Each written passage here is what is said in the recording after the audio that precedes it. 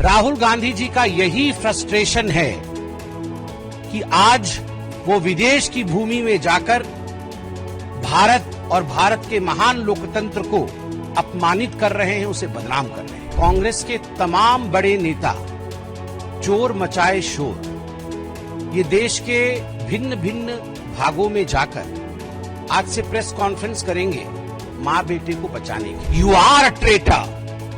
Rahul Gandhi traitor हैं। Proceeds of crime के साथ आप पकड़े जाएंगे और आप जेल के पीछे जाएंगे। 38 करोड़ रुपया जो है ये मां बेटे ने ले लिया। राहुल गांधी विदेशी भूमि में जाकर वही करते हैं जो वो कई दशकों से करते आ रहे हैं, भारत की बेइज्जती और भारत का अपमान।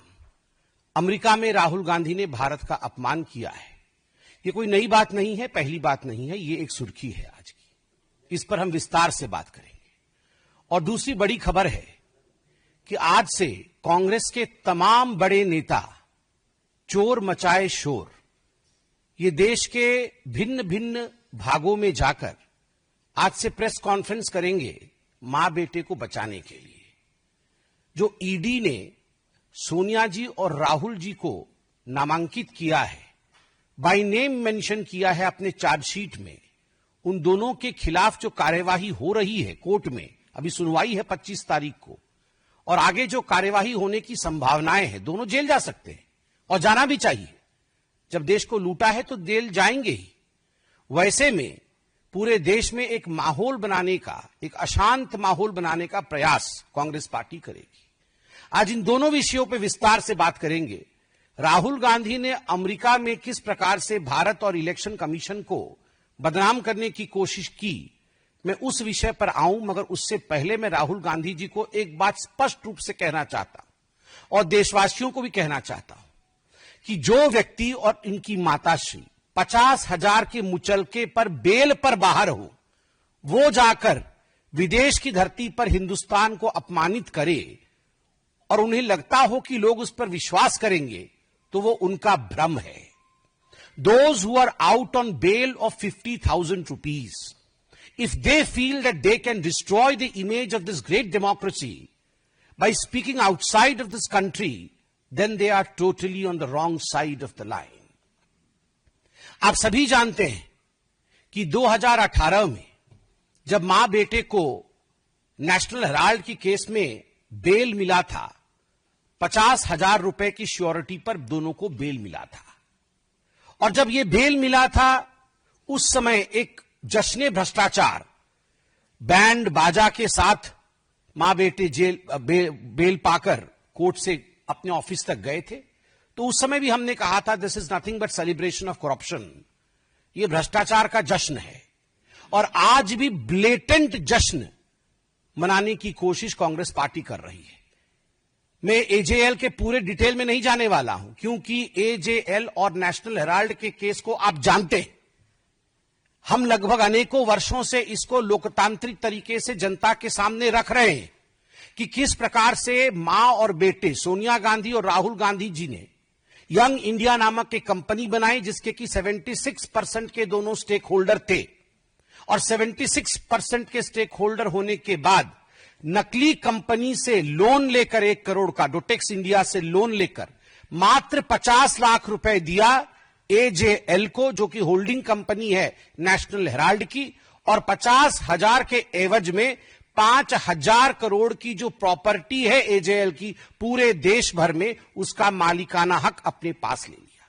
शांति भूषण, मार्कंडेय, काटजू जैसे शेयर होल्डर को इससे दूर रखा गया, उन्होंने भी आपत्ति की थी।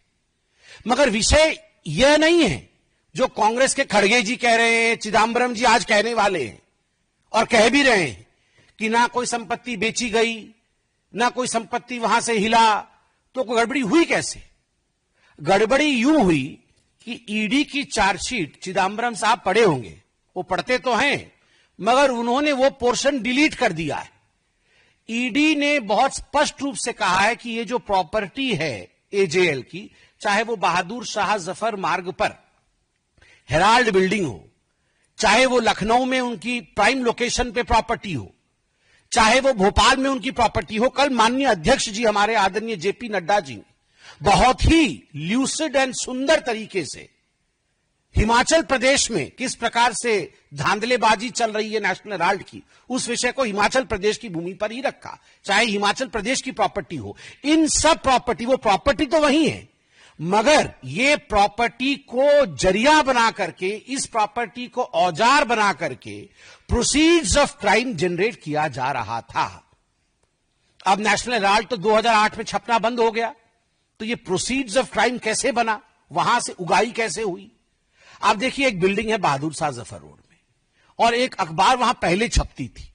तो इन्होंने क्या किया, बोगस एडवर्टाइजमेंट, हम नेशनल हेराल्ड में एडवर्टाइजमेंट देंगे और उस एवज में 38 करोड़ रुपया जो है ये मां बेटे ने ले लिया। 38 करोड़ रुपए मां बेटे ने लिया है बोगस एडवर्टाइजमेंट के लिए। क्या एडवर्टाइजमेंट? ना हम नेशनल हेराल्ड में एडवर्टाइजमेंट देंगे। जब लिस्ट देखा ईडी ने तो किसका एडवर्टाइजमेंट है?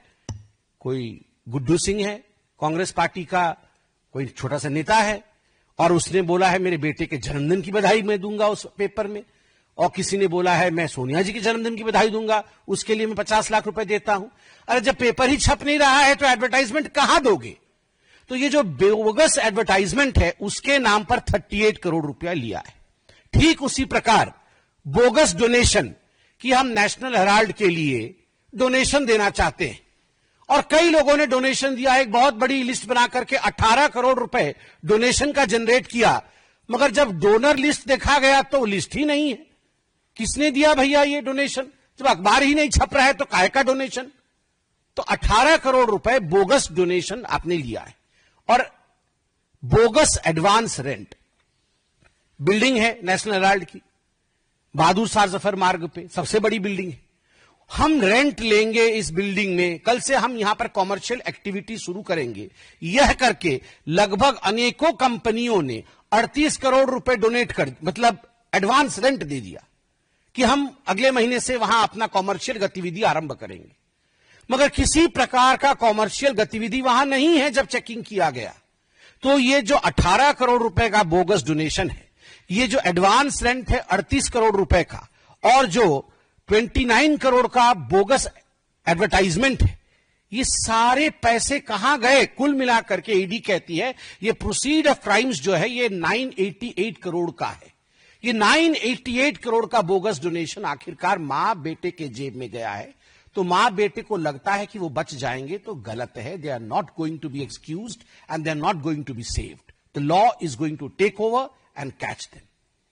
कानून के हाथ लंबे होते हैं, ये हमने सुना है, और होते ही है, ये नहीं छूटने वाले हैं। और यही फ्रस्ट्रेशन है, राहुल गांधी जी का यही फ्रस्ट्रेशन है कि आज वो विदेश की भूमि में जाकर भारत और भारत के महान लोकतंत्र को अपमानित कर रहे हैं, उसे बदनाम कर रहे हैं। बॉस्टन के ब्राउन यूनिवर्सिटी में उनका कोई लेक्चर होना है, वो लगभग 3 दिन की ट्रिप में यूएस पहुंचे हैं। और विडंबना देखिए, जब यूएस के उपराष्ट्रपति भारत में है, उस समय यूएस की भूमि में जाकर भारत को अपमानित और भारत के लोकतंत्र के खिलाफ कहना, यह आदत ऐसी ही है कांग्रेस पार्टी की। आप याद करिए, जब कॉमनवेल्थ हो रहा था उस समय भी यूएस में जाकर, और उस समय भारत में भारत के खिलाफ राहुल गांधी और उनके तमाम जो उनके नेतागण हैं वो कह रहे थे। राहुल जी अमेरिका में जाके इलेक्शन कमीशन को कॉम्प्रोमाइज्ड बताते हैं। वो कहते हैं कि महाराष्ट्र के चुनाव में जिस प्रकार का मतदान हुआ वो एक तरह से फर्जीवाड़ा था। महाराष्ट्र में भारतीय जनता पार्टी को और उनके अलाइज को जीतना नहीं था, और कहीं ना कहीं इलेक्शन कमीशन ने हमारे साथ समझौता किया। मैं राहुल जी से पूछना चाहता हूं, राहुल जी, झारखंड भी तो उसी समय चुनाव हुआ था, क्या आपने इलेक्शन कमीशन के साथ झारखंड में समझौता किया था? आप एक बार सोरेन जी से पूछिए, क्या उन्होंने समझौता किया था इलेक्शन कमीशन से? प्रियंका वाड्रा, उसी चुनाव में जो बाई इलेक्शन हुए थे, उसी समय उसी कालखंड में जो बाई इलेक्शन हुए थे, उस बाई इलेक्शन में वो जीत के सदन में आई पैलेस्टाइन का बैग टांग करके। आप बताइए, क्या प्रियंका वाड्रा ने रॉबर्ट वाड्रा की मध्यस्थता से इलेक्शन कमीशन के साथ कोई कॉम्प्रोमाइज किया तभी उसकी जीत हुई, या वो अपने मेहनत पर जीत कर आई? आप ये बताइए कि 240 सीट जब भारतीय जनता पार्टी को विगत लोकसभा 2024 के लोकसभा में जब हमें 240 सीट और आपको 99 सीट मिली, तो आपने पूरे देश में और सदन में भी डिंडोरा पीटा कि ये भारतीय जनता पार्टी की हार है और ये कांग्रेस पार्टी की जीत है। तो was the election commission compromise then? आपने ये जो जश्न मनाया था, क्या हम कॉम्प्रोमाइज थे? और ठीक उसी प्रकार महाराष्ट्र में लोकसभा में हमें 9 सीटें मिली और आपके गठबंधन को हमसे अधिक मिली थी। तो was the election commission compromise then by you? केवल इतना ही नहीं, आपने सामने बैठा करके सदन में अयोध्या सीट हम हार गए, इस प्रकार से आपने पूरा सेलिब्रेशन किया। क्या इसके पीछे आपका किसी प्रकार का कॉम्प्रोमाइज था इलेक्शन कमीशन के साथ? किस प्रकार से यह संभव हुआ? क्योंकि भारत में आज फ्री एंड फेयर इलेक्शन होता है, भारत में आज सजीव लोकतंत्र है, इसी कारण यह संभव हुआ। विदेश की भूमि में जाकर भारत पर इस प्रकार हमले करने वाला राहुल गांधी याद रखे कि वो 50,000 की बेल पर बाहर है, वो गुनहगार है, वो भ्रष्ट है, उसने चोरी की है, डकैती की है। नेशनल हेराल्ड का केस चोरी का केस नहीं है, डकैती का केस है। 5,000 करोड़ की प्रॉपर्टी का मात्र 50 लाख रुपए देकर और 440 करोड़ रुपए का इनकम टैक्स गबन करके उसे चोरी और भ्रष्टाचारी नहीं कहते हैं, वो डकैती होती है। मां बेटे ने डकैती की है और डकैती करने के बाद इनकी इतनी हिम्मत है कि विदेश की भूमि में जाकर आप हिंदुस्तान के लोकतंत्र के ऊपर उंगली उठाते हैं। राहुल गांधी, आपसे नहीं हो पाएगा हिंदुस्तान में राजनीति, तो जाकर के किसी और देश से चुनाव लड़िए, मगर जिस थाली में खाते हैं अगर उस थाली में आप छेद करेंगे तो आप देशद्रोही कहलाएंगे। You are a traitor. Rahul Gandhi traitor हैं, केवल इसलिए नहीं क्योंकि विदेश की भूमि में जाकर देश की संस्थाओं का अपमान करते हैं और देश के लोकतंत्र को हीन बताते हैं, वो इसलिए भी ट्रेटर हैं क्योंकि देश की संपत्ति का करोड़ों करोड़ रुपए नेशनल हेराल्ड के माध्यम से उन्होंने गबन किया है और केवल अपने सहूलियत के लिए, अपने आराम के लिए गबन किया है। और याद रखिए राहुल गांधी, आप और आपकी माताश्री बचने वाली नहीं है। ईडी के गुस्से को ईसी पर निकाल रहे हो, एनफोर्समेंट डायरेक्टरेट के गुस्से को आप इलेक्शन कमीशन पर निकाल रहे हो। इससे कुछ नहीं होगा। 2 दिन आप पन्नों पे छपोगे, अखबारों में आओगे, मगर ईडी आपको छोड़ेगी नहीं, क्योंकि तथ्य के आधार पर एजेंसीज काम करते हैं और तथ्य ओपन एंड शट केस का है। यह जो नेशनल हेराल्ड का केस है, ये ओपन एंड शट केस है जिसमें मां बेटे ने लूट मचाई है और आपको इसमें छोड़ा नहीं जाएगा। प्रोसीड्स ऑफ क्राइम के साथ आप पकड़े जाएंगे और आप जेल के पीछे जाएंगे। देखिए, वो लीडर विथ नो पोजीशन है। आप कह रहे हैं लीडर ऑफ अपोजिशन है, मगर व्यवहार देख के तो लगता है लीडर विथ नो पोजीशन है।